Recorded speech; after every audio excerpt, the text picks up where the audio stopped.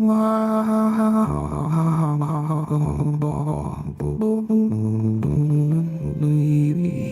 veux. Disons chasse.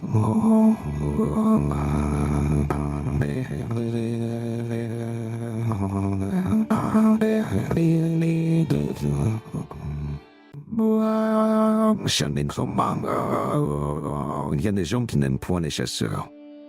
Et peut-être n'ont-ils pas tout à fait tort. Est-ce parce qu'ils ne répugnent pas à ces gentlemen de tuer le gibier de leurs propres mains avant de manger? Ne serait-ce pas plutôt parce que les dits chasseurs racontent trop volontiers, à tout propos et hors de propos, leur prouesse? J'incline vers cette dernière raison. Or, d'il y a quelques 20 ans, je me suis rendu coupable du premier de ces méfaits. J'ai chassé. Oui, j'ai chassé. Aussi, pour m'en punir, je vais me rendre coupable du second, en vous racontant par le menu mes aventures de chasse. Puis ce récit, sincère et véridique, dégoûtait à tout jamais mes semblables de s'en aller à travers champs à la suite d'un chien, le carnier sur le dos, les cartouchières à la ceinture, le fusil sous le bras. Mais j'y compte peu, je le confesse. Enfin, à tout risque, je commence. Chalbin un philosophe fantaisiste, a-t-il quelque part, ni jamais, ni maison de campagne, ni voiture, ni chevaux, ni chasse. Il y a toujours des amis qui se chargent d'en avoir pour eux. C'est par application de cet axiome que je fus invité à faire mes premières armes sur des terrains réservés du département de la Somme, sans en être propriétaire. On était à la fin du mois d'août en 1859. Si je ne me trompe, un arrêté préfectoral venait de fixer au lendemain l'ouverture de la chasse. Dans notre ville d'Amiens, où n'est si mince boutiquier ni petit artisan qui ne possède un fusil quelconque avec lequel il va écumer la grande route des faubourgs, depuis 6 semaines à tout moins, cette date solennelle était impatiemment attendue. Les sportsmen du métier, ceux qui croient que c'est arrivé, tout comme les tireurs de 3e et de 4e ordre, les adroits qui tuent aussi bien sans viser que les maladroits qui visent sans jamais tuer, enfin, les mazettes non moins diligents que les chasseurs dits primo cartello, se préparaient en vue de cette ouverture, s'équipaient, s'approvisionnaient, s'entraînaient, ne pensant que pour penser caille, ne parlant que pour parler lièvre, ne rêvant que pour rêver perdreau. Femmes, enfants, famille, amis, tout était oublié. Politique, art, littérature, agriculture, commerce.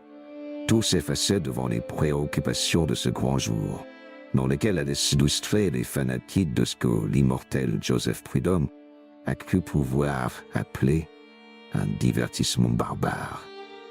Or, il se trouva que parmi les quelques amis que je comptais à Amiens,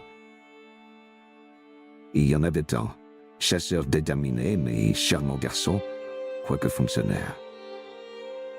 Seulement s'il se disait quelque peu rhumatisant, lorsqu'il s'agissait d'aller à son bureau, il se retrouvait singulièrement à jambes quand un congé de 8 jours lui permettait de faire l'ouverture.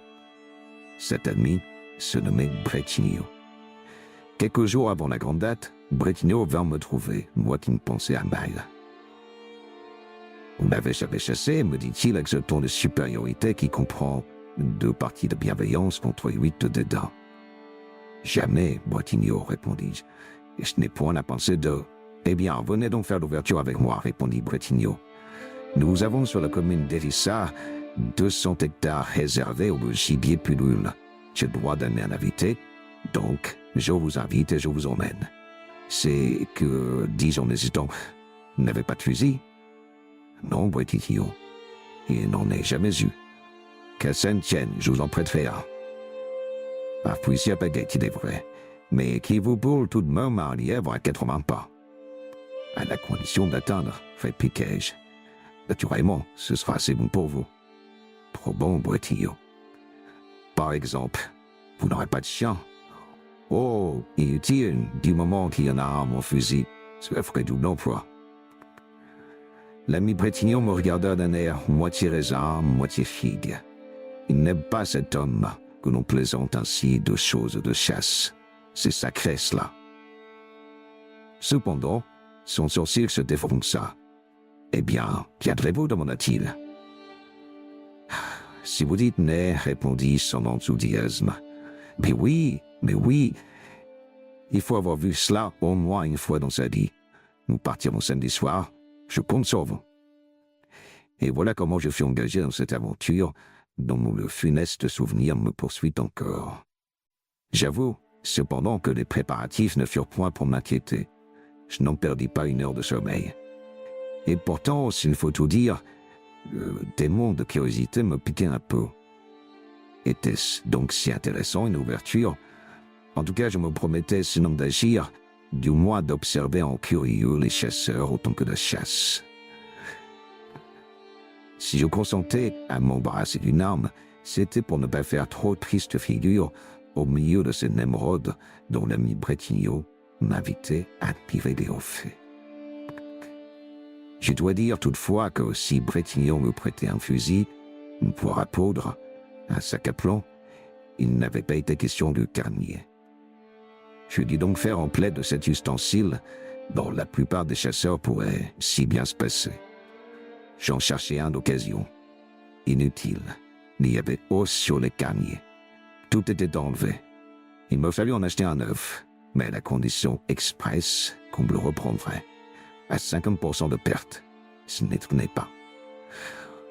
Le marchand me regarda, sourit, accepta. Ce sourire ne me parut pas être de bon augure. Après tout, pensais-je, qui sait? Oh, vanité. Chapitre 3. Aujourd'hui, la veille de l'ouverture, à 6 heures du soir, j'étais au rendez-vous que m'avait donné Bretigno sur la place Périgord. Là, je montais, moi 8e, sans compter les chiens dans la rotonde de la diligence. Bretigno et ses compagnons de chasse, je n'osais encore me compter parmi eux, étaient superbes sous le harnais traditionnel. Excellents types, curieux à observer, les uns sérieux dans l'attente du lendemain, les autres gais, loquaces, ravageant déjà en paroles toutes les réserves de la commune d'Hérissart.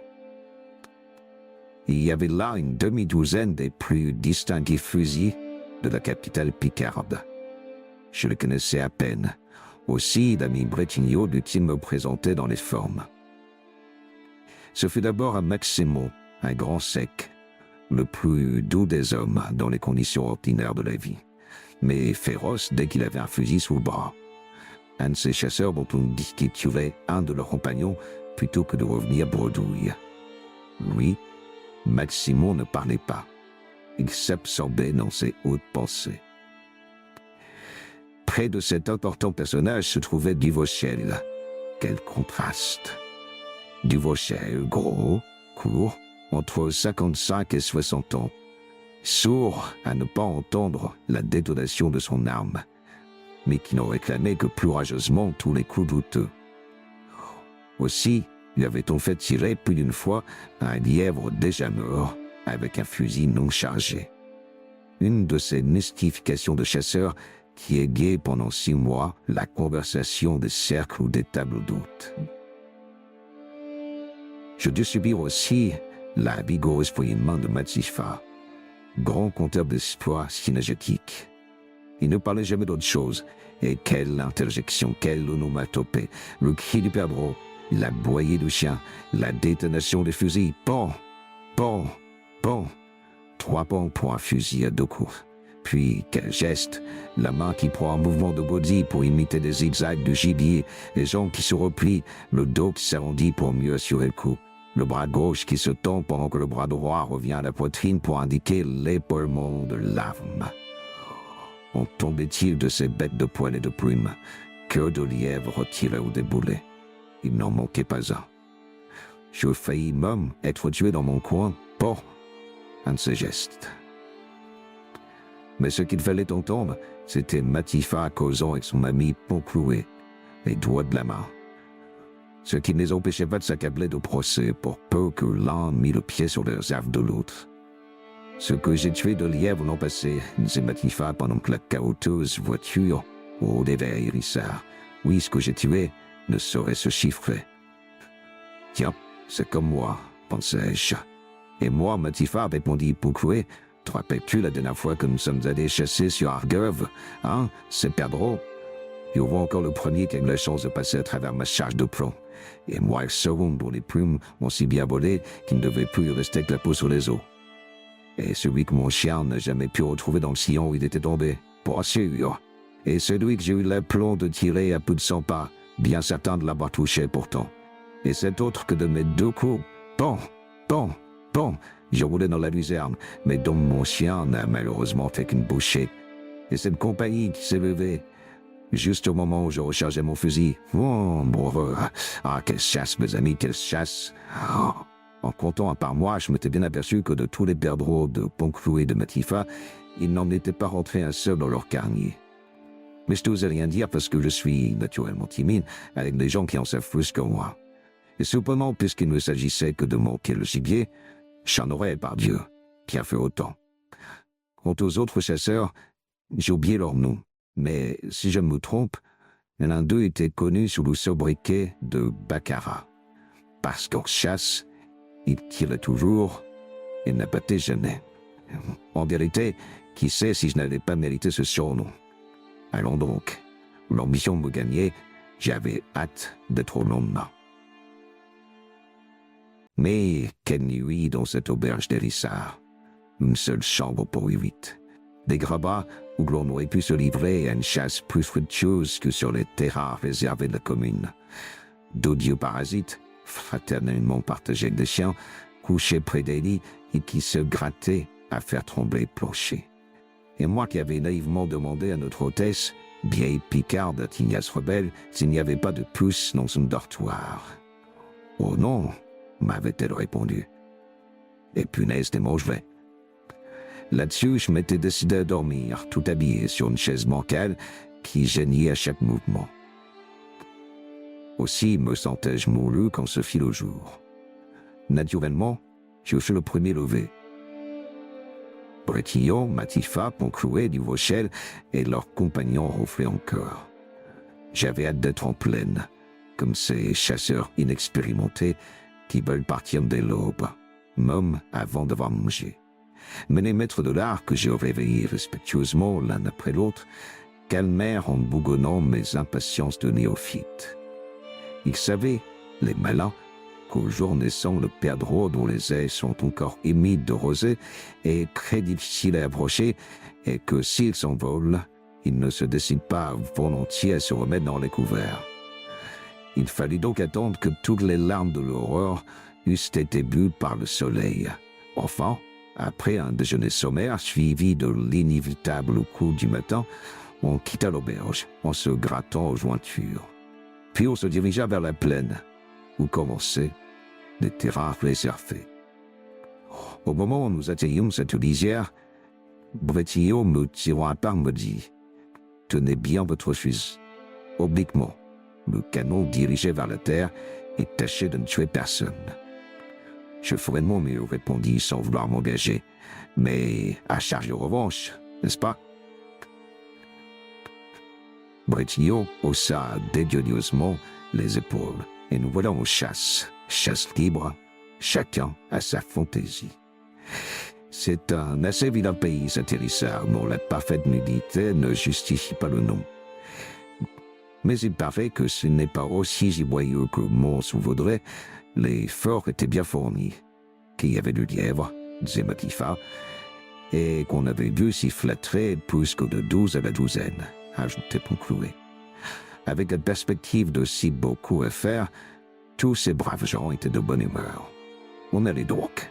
Un temps superbe, quelques flèches de soleil perçaient les brumes matinales dont les volutes se massaient à l'horizon. Des cris, des pétillements, des gloussements partout. Il y avait de ces oiseaux qui, s'élevant du sillon, montaient droit dans le ciel comme des hélicoptères dont le ressort est lâché subitement. Plus d'une fois, incapable de me maîtriser, j'avais vivement épaulé mon fusil. « Ne tirez pas, me criait l'ami Bretigno, qui m'observait sans en avoir l'air. « Pourquoi? Ne sont-ce point des cailles? Non, des alouettes, ne tirez pas. » Il va sans dire que Maximo, Duvauchel, Pocrouet, Matifa et les deux autres m'avaient jeté et pris d'un regard de travers. Puis, ils s'étaient prudemment écartés de leur champ, qui, le nez bas, qu'étaient au petit trot dans les luzernes, les safouans, les trèfles, et dont les queues retroussées frétillaient comme autant de points d'interrogation auxquels je n'aurais su que répondre. J'ai la pensée que ces messieurs ne se souciaient pas de rester dans la zone dangereuse d'un novice, dont le fusil les inquiétait quelque peu pour leur tibia. « Sacrebleu, tenez donc bien votre fusil, me répéta Bretillo au moment où il s'éloignait. « Et je ne tiens pas plus mal qu'un autre, répondis-je, un peu agacé par ce luxe de recommandation. Une seconde fois, Bretillo haussa les épaules et obliqua à gauche. Comme s'il ne me convenait point de rester en arrière, je brassai le pas.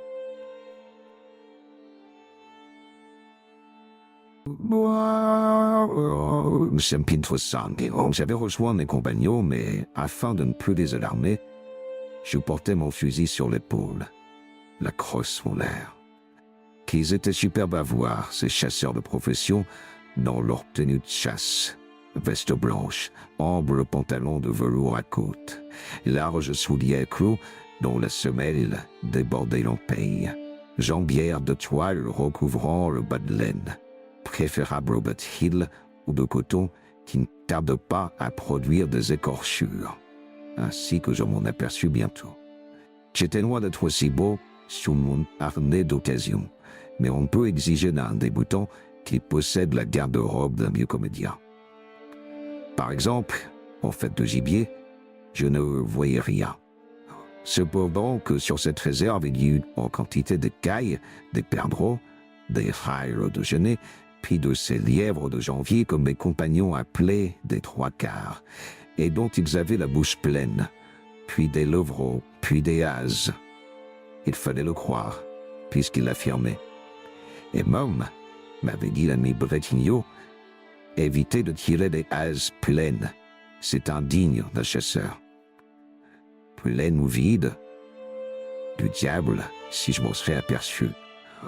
Moi qui en suis encore à distinguer un lapin d'un chat de gouttière, même en gibolotte. Enfin, Bretigno, qui tenait particulièrement à ce que je lui fisse honneur, avait ajouté une dernière recommandation qui peut avoir son importance au cas où tireriez un lièvre. S'il en passe, puis-je observer d'un ton narquois. Il en passera, répondit froidement Bretigno. Eh bien, rappelez-vous que grâce à sa conformation, un lièvre court plus vite en montant qu'en descendant. Il faut tenir compte de cela dans la direction des coups. Comme vous avez bien fait de m'avertir, ami Bretigno, répondis-je, cette observation ne sera pas perdue. Et je vous promets que j'en ferai mon profit.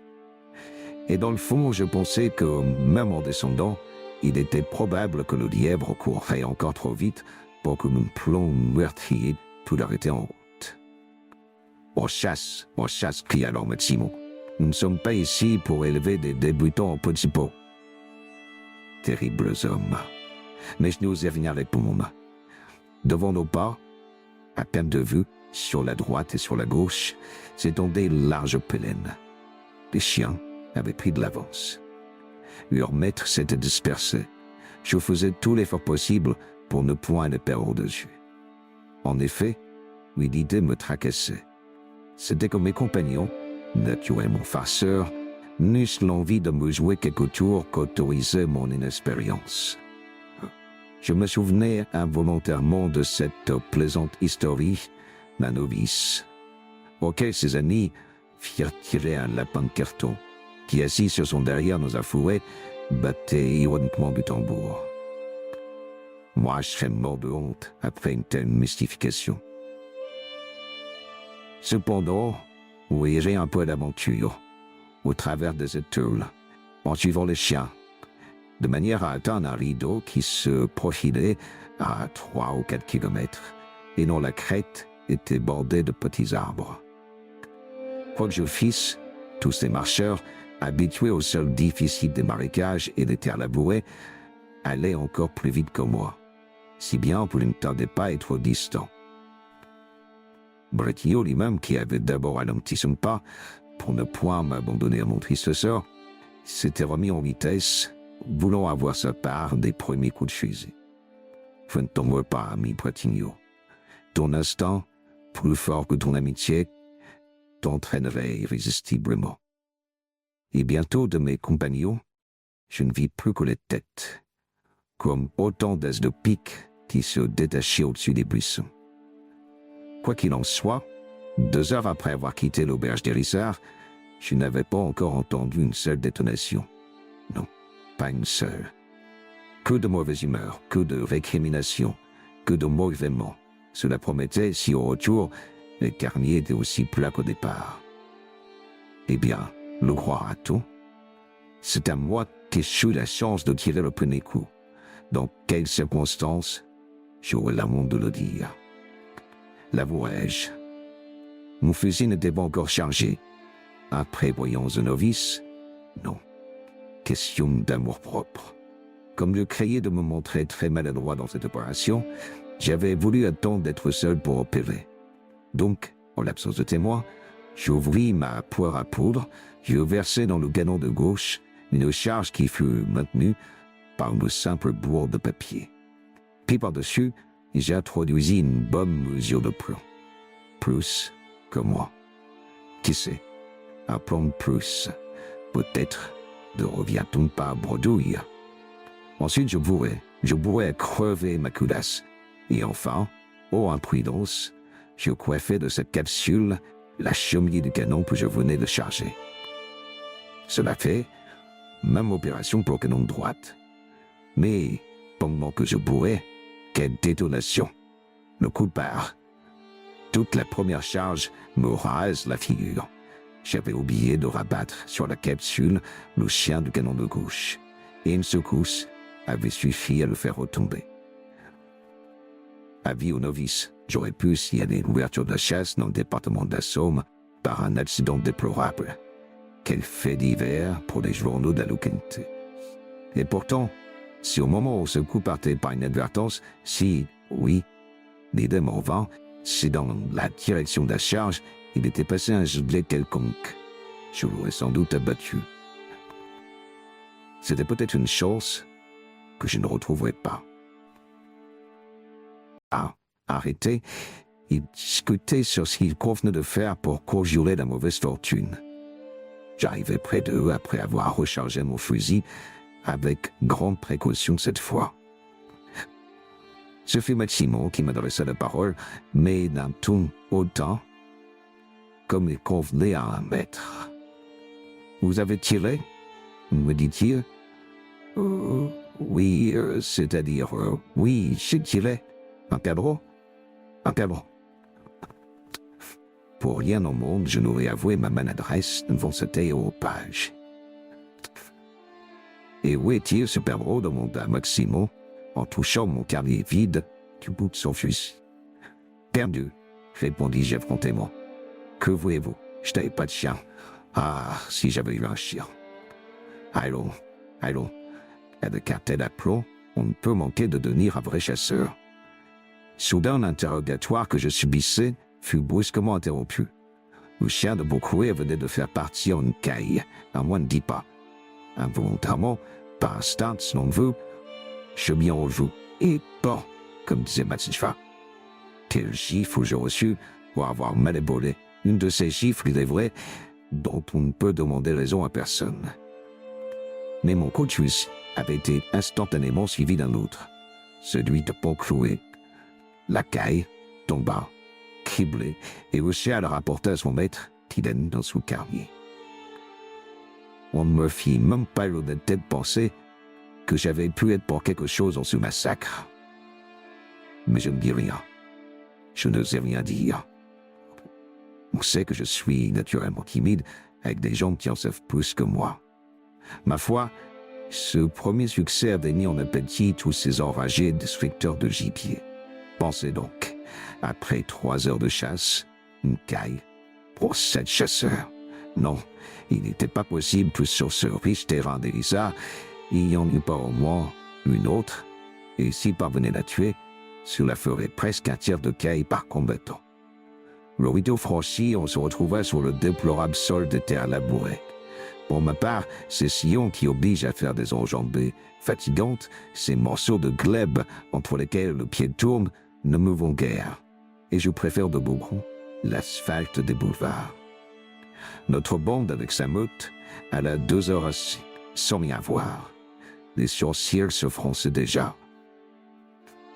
Une sorte d'irascibilité farouche se manifestait à propos de tout et de rien. Une souche contre laquelle on butait.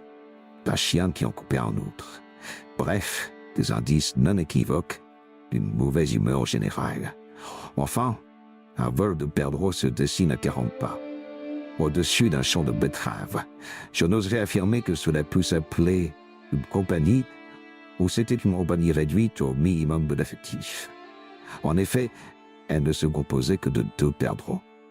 Peu importe, je tirais dans le tas, et cette fois encore, mon coup de fusil fut immédiatement suivi de 2 autres.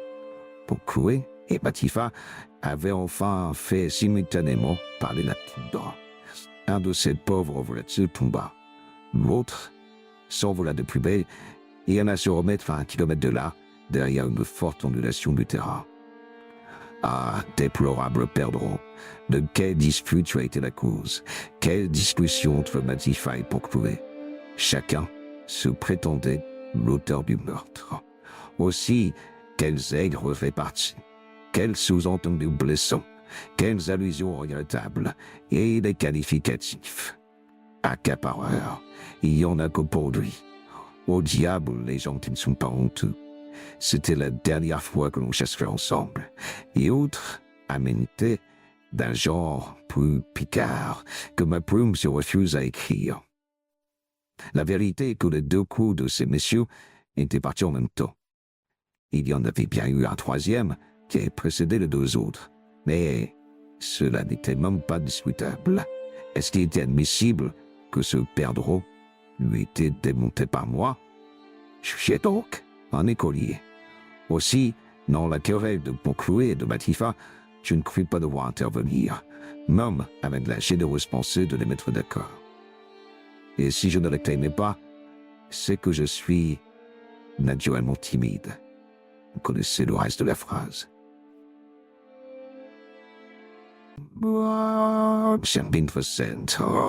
Enfin, pour la plus grande satisfaction de nos estomacs, midi était arrivé. On s'arrêta au pied d'un talus, à l'ombre d'un vieil orme. Les fusils de carnier, bien vides, hélas, furent mis de côté. Puis l'on déjeuna pour reprendre quelques bouts de ces forces si inutilement dépensées depuis le départ. Triste repas en somme, autant de récriminations que de bouchées. Horrible pays, une chasse bien gardée. Les braconniers la dévastaient. On devrait en prendre un à chaque arbre, avec un écriteau sur la poitrine. La chasse devenait impossible. Dans 2 ans, il n'y aurait plus de gibier. Pourquoi ne pas l'interdire pendant un certain temps?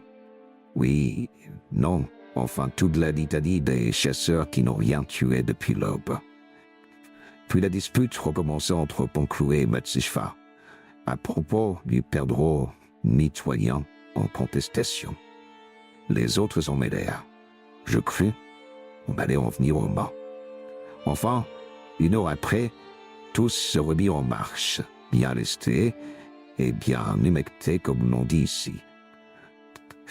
Peut-être, avant dîner, serait-on plus heureux. Quel est le véritable chasseur qui ne conserve pas un peu d'espoir jusqu'à l'heure où il entend rappeler les perdreaux, cherchant à se réunir pour passer la nuit en famille. Nous voilà repartis. Les chiens, presque aussi grognons que nous, avaient pris le devant. Leur maître hurlait après eux, avec ces intonations terribles qui ressemblent au commandement de la marine anglaise. Je suivais d'un pas indécis. Je commençais à être éreinté. Mon carnier, si vite qu'il fut, me pesait sur les reins. Mon fusil, d'un poids invraisemblable, me faisait regretter ma canne. La poire à poudre, le sac à plomb, j'eusse volontiers confié tous ces objets embarrassants à l'un des petits paysans qui me suivait d'un air moqueur, en me demandant combien j'en avais tué de ces quatre pattes. Mais je n'osais pas, par amour-propre. 2 heures, 2 mortelles heures s'écoulèrent encore. Nous avons bien 15 kilomètres dans les jambes. Ce qui me paraissait évident, c'est que de toute cette excursion, je rapporterais plutôt une couverture qu'une demi-douzaine de cailles. Tout à coup, quel frou-frou je devais entendre les mots de concert. Cette fois, c'est bien une compagnie de perdreaux qui s'élève au-dessus d'un buisson. Fusillade générale, feu à volonté. 15 coups de fusil partent pour le moins. Le mien a compris. Un cri se fait entendre à travers la fumée. Je regarde. À ce moment, une figure apparaît au-dessus du buisson. C'était un paysan. La joue droite, grosse comme s'il avait eu une noix dans la bouche. Bon, un accident, s'écria Bretigno. Il ne manquait plus que cela, riposta Duvauchel. Ce fut tout ce que leur inspira ce délit de coups et blessures, sans intention de donner la mort, comme dit le code. Et ces gens, dépourvus d'entrailles, courant vers leurs chiens qui rapportaient de perdreaux, blessés seulement, achevèrent à coups de talons de bottes ces infortunés volatiles. Je leur en souhaite autant, s'ils n'ont jamais besoin d'être achevés. Et pendant ce temps, l'indigène était toujours là avec sa grosse joue, ne pouvant parler. Mais voici que Bretigno et ses compagnons reviennent sur leurs pas. « Eh bien, ce brave homme, qu'a-t-il donc » demanda Maximon d'un ton protecteur. « Parbleu, il a un grain de plomb dans la joue, répondis-je. Bah, ce n'est rien, répartit Duvauchel, ce n'est rien. Si, fit le paysan qui crut devoir souligner l'importance de sa blessure par une grimace horrible. Et qui donc a été assez maladroit pour endommager ce pauvre diable demanda Bretigno, dont le regard interrogateur finit par s'arrêter sur moi. Est-ce que vous n'avez pas tiré, me dit Maximon. Bah oui, j'ai tiré, comme tout le monde. Eh bien, la question est jugée, s'écria Duvauchel. Vous êtes aussi maladroit, chasseur, que Napoléon Ier, reprit Panclouet, qui détestait l'Empire. Moi, m'écriai-je. Ce ne peut être que vous, me dit sévèrement Bretigno. Décidément, ce monsieur est un homme dangereux, reprit Matifat. Et quand on est aussi novice, ajouta Panclouet, on refuse des invitations, d'où qu'elles viennent. Et là-dessus, tous trois s'en allèrent. Je compris. On me laissait blessé pour compte. Je m'exécutai, je tirai ma bourse et j'offris 10 francs à ce brave paysan, dont la joue droite se décroufla instantanément. Sans doute, il avait avalé sa noix. Ça va mieux, le dis-je. Oh, la chose, on m'y reprend, répondit-il en regonflant sa joue gauche. Ah, non, dis-je, non, assez d'une joue pour cette fois, et je m'en allais. Je prenais les devants. D'ailleurs, il m'avait très bien fait entendre qu'on n'était pas en sûreté dans le voisinage d'un maladroit tel que moi, dont la plus vulgaire prudence commandait de s'écarter. Bretigno lui-même, sévère mais injuste, m'abandonnait comme si j'eusse été un agitateur, doué du mauvais œil. Tous disparurent bientôt derrière un petit bois sur la gauche. S'il faut le dire, je n'en fus pas autrement fâché. Au moins, je ne serais responsable que de mes actes. J'étais donc seul, au milieu de cette plaine qui n'en finissait pas. Qu'étais-je venu faire là, grand Dieu, avec tout ce harnachement sur les épaules? Pas un perdreau qui sollicita mon coup de fusil. Pas un œuvre, comme disent les paysans picards, dont j'aurais pu suivre les randonnées. Un mot de l'argot des chasseurs. Au lieu d'être tranquillement dans mon cabinet, à lire, à écrire, ou même à ne rien faire. J'allais son but. Je prenais des sentiers battus, de préférence aux terres labourées. Je m'asseyais pendant 10 minutes. Je marchais pendant 20. Pas de maison dans un rayon de 5 kilomètres. Pas un clocher pointant au-dessus de l'horizon. C'était le désert. De temps en temps, un poteau menaçant des intrus de cette mystifiante inscription. Chasse réservée. Réservée? Pas au gibier à coup sûr, puisqu'il n'y en avait point trace. Enfin, j'allais toujours, rêvant, philosophant, le fusil en bandoulière, traînant la patte. À mon gré, le soleil ne s'abaissait pas assez vite sur l'horizon. Est-ce qu'un nouveau Josué, suspendant les lois de la cosmographie, l'avait arrêté dans sa course diurne pour le plus grand plaisir de mes enragés compagnons? La nuit ne se ferait donc pas sur cette lamentable journée d'ouverture?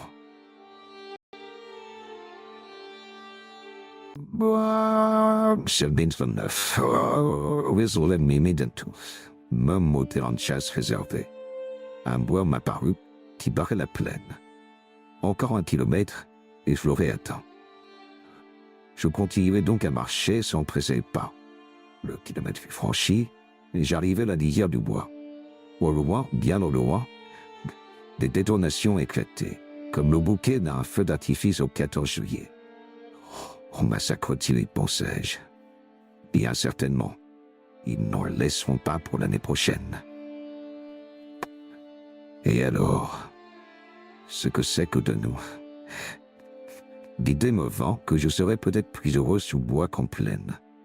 À la cime des arbres, il y aurait toujours de ces innocents moineaux que les meilleurs restaurants nous servent, coquettement embrochés, sous le nom de mauviettes. Me voilà donc suivant les percées qui aboutissent à grande route. En vérité, le démon de la chasse avait repris possession de votre serviteur. Oui, je ne tenais plus mon fusil sur l'épaule, je l'avais chargé avec soin, je l'avais armé. Mes regards se portaient anxieusement à droite et à gauche. Rien. Les moineaux se défiaient sans doute des restaurants parisiens et se tenaient quoi? 1 ou 2 fois, je m'y rejoue. Ce n'étaient que des feuilles qui remuaient aux arbres, et décidément, je ne pouvais pas me permettre de tirer des feuilles. Il était 5 heures alors.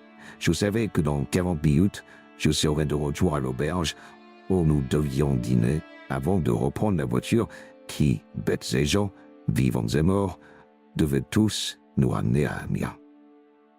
Je continuais donc à suivre la principale percée dont la ligne oblique inclinait vers Hérissard, l'œil toujours en éveil.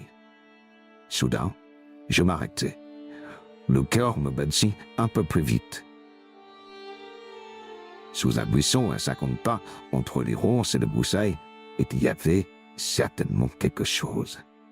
C'était noirâtre, avec une bordure argentée, et une pointe d'un rouge vif, comme prunelle ardente qui me regardait.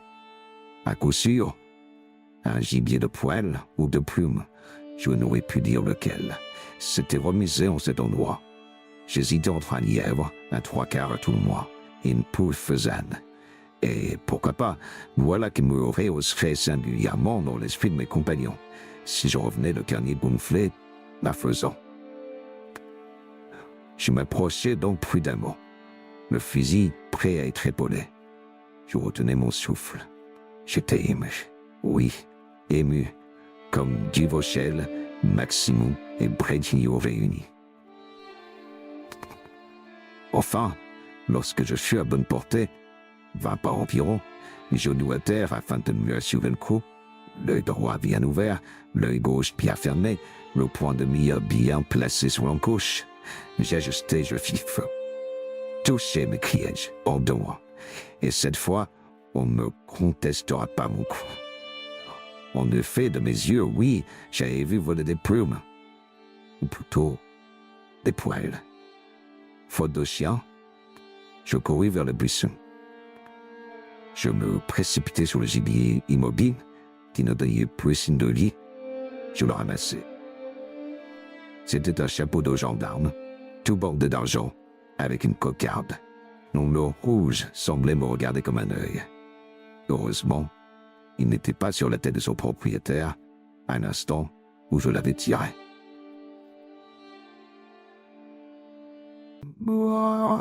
Chapitre 10. À ce moment-là, un long corps, couché sur l'herbe, se releva. Je reconnus avec terreur le pantalon bleu à pont noir, la tunique foncée à boutons d'argent, le ceinturon et le baudelier jaune de pont d'or, que mon malencontreux coup de feu venait de réveiller.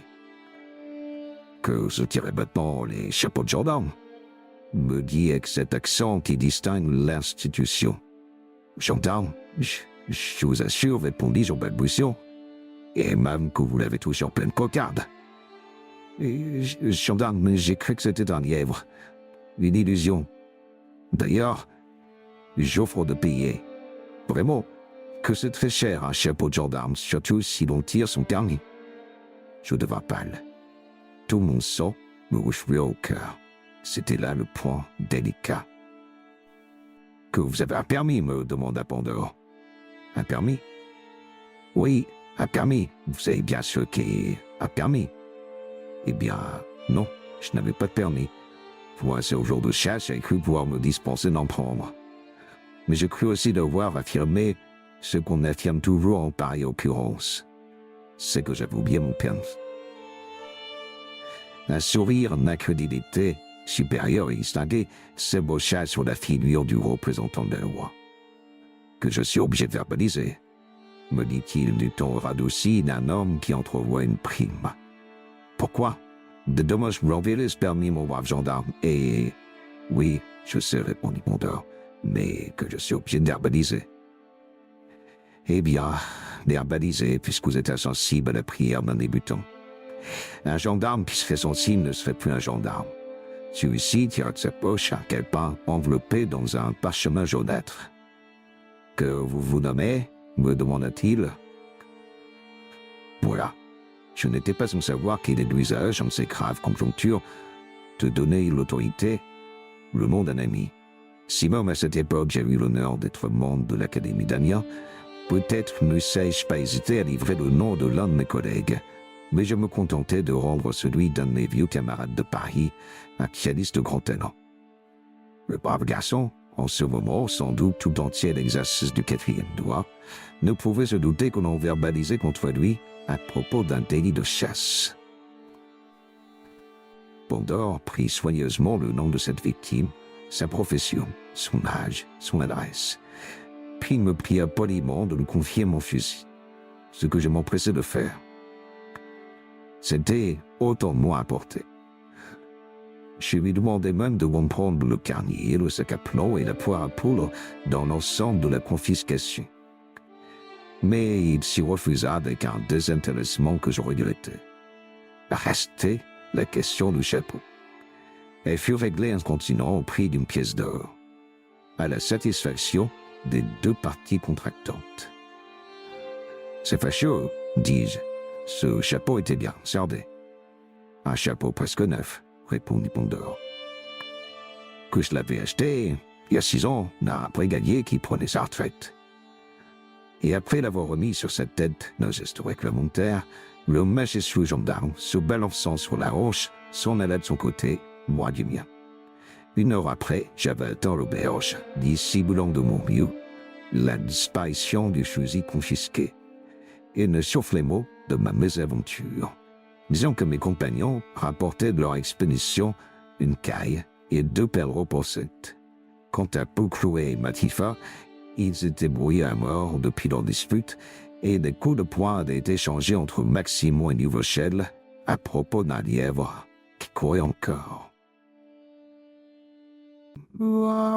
Chapitre 11. C'était la série des émotions par lesquelles j'ai passé pour le monde cette journée mémorable.